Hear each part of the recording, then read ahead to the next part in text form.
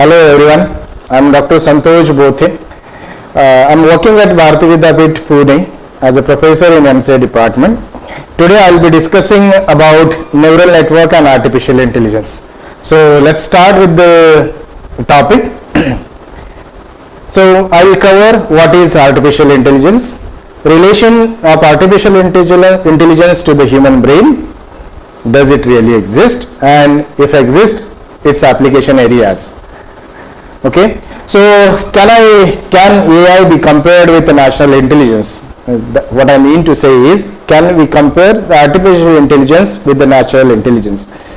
So the comparison I mean here, can we acquire the natural intelligence into the computational system?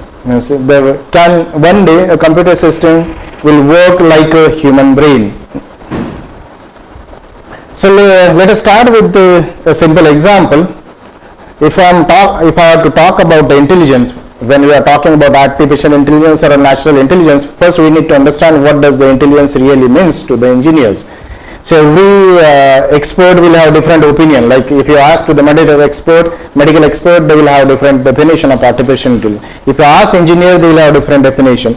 But what is basically the intelligence is? Let us try to understand from these two pictures. Who do you think is intelligent?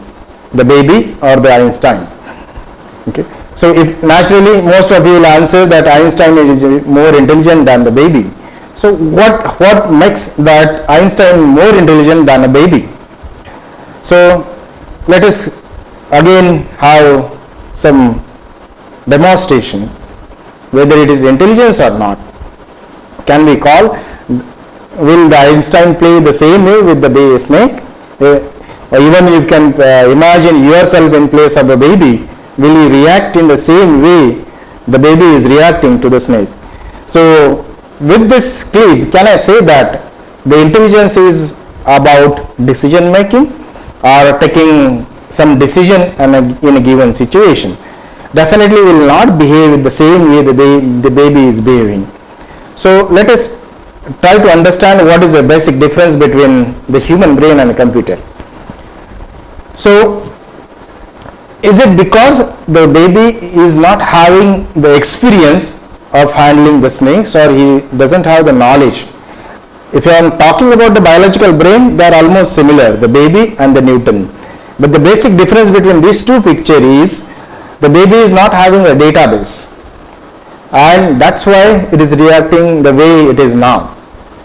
If we have a Newton or somebody else in the baby's place, probably will react differently. Somebody will shout, somebody will try to run away, somebody will try to take a stick and kill the snake. So based on whatever knowledge base you have in your brain. Now let us understand from where does this knowledge base gets inside the brain. We have 5 senses, and similarly we will compare these 5 senses to the computer. So whenever we see or whenever we sense something using any of our sense, the data gets inside the brain. So let us have the comparison. We can measure it precisely, because precise decision measurement means precise decision making and precise calculation. So if I sense something, suppose I am making you test a sugar or some, let's say a tea, and I ask you whether it is sweet or salty or whether it is neutral, you will be able to tell me is sweet or very sweet. But if I make it test to the computer, let's say I am having some sugar sensor, it can measure me how much spoon of sugar I added into the cup of tea. That is not quite really possible for the human brain to distinguish. Let's say the test sensor or a smell sensor, a smoke detector. The smoke detector will really sense which kind of smoke is being emitted, right? So it is really difficult for the human brain to measure or quantify various sensory data. So in short, computer can quantify the sensory data. Let us compare with another example. Let's say the example of cricket. The batsman is trying to get into the crease, and same time the keeper is trying to collect the ball and dislodge the ball so that the batsman will be out. So how many sensory circuits are being activated in a fraction of a second? So millions and billions of circuits are being activated. So it means the brain has larger capacity. Let us take another example.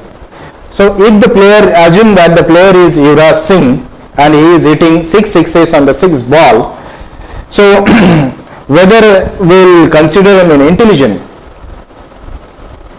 Another example, can we call the Sania Mirza an intelligent player? Probably with this picture you will say yes, they are intelligent. But let us understand what they are doing in these cases. If the Yuvraj Singh is hitting 6 sixes, that means he is calculating this equation perfectly so that the ball reaches to the boundary. If Sania, if he want to hit the 4, he is calculating this equation perfectly. So he is drawing this line from the center here to the P having radius R, and if there is suppose some fielder standing here, so I need to draw a tangent to the fielding circle of the fielder. So that is what indirectly I am doing. If I am an intelligent driver, what equation I follow? Suppose I am following this direction, then I am following the sign.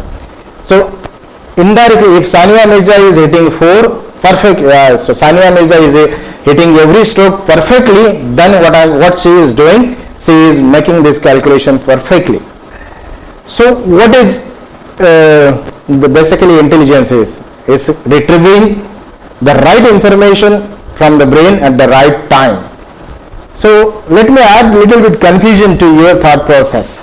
Why I am saying confusion? Because we are now thinking about whether it's retrieving only the data and applying that data or something more. So whether the human brain is approximate or accurate, is a brain faster than a computer? So let us try to answer this question, and from that point of view we will try to understand what is artificial intelligence and natural intelligence. So does it mean the precise calculation? So intelligence, is it about speed? If I have to compare the speed of the computer and the human brain, so I have two examples. I tried to search the word neuroscience in Google, and same time I will ask you to tell me the name of your 30 friends. So practically telling the names would take time, but can you even recollect in your memory name of your 30 friends? Google has given me 166000 names matching neuroscience in 0.13 second. So comparing this, who is faster, human brain or the computer?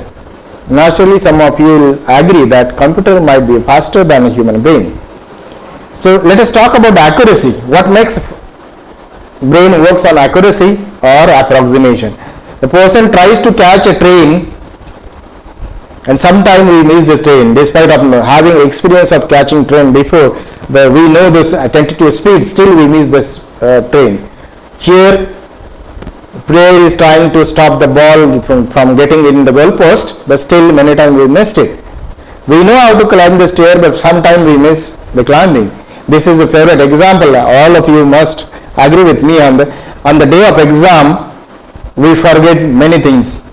We don't remember many things though we have studied just before the exam.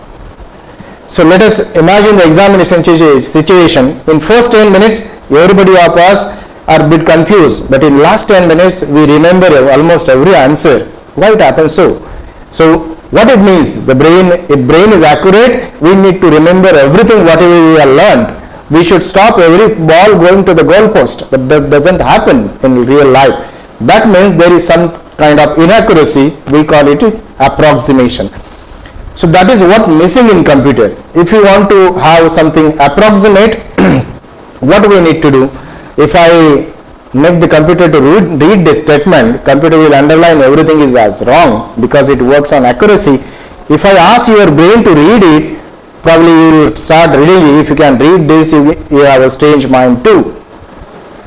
What it means, if you want a system to be adaptive, if you want a system to be intelligent, then you need to add approximation, which is missing in current computer systems. So brain or computer, if we add approximation into the computer, probably computer can be as intelligent as human brain. I will explain with a simple example. So let's say how this computational algorithm helps us in optimizing the intelligent decision making. In real life, there are these many color set, that is 1658137 color set, more than million color set possible. If I store the template of each color in let's say image, and it will take 1 terabyte of space, but if I converted this to the red, green, blue formula, is taking the size of 111 bytes and the processing time almost not measurable.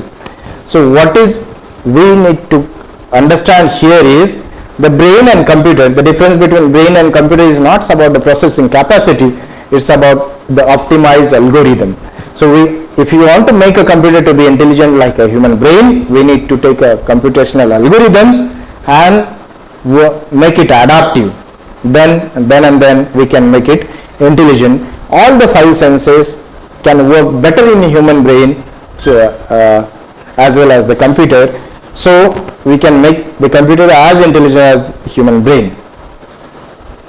So basically, intelligence is ability to do need-based calculation using some robust techniques, and ability to store and retrieve the things from the database of the human brain.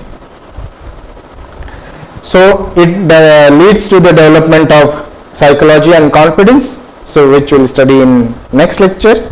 Thank you.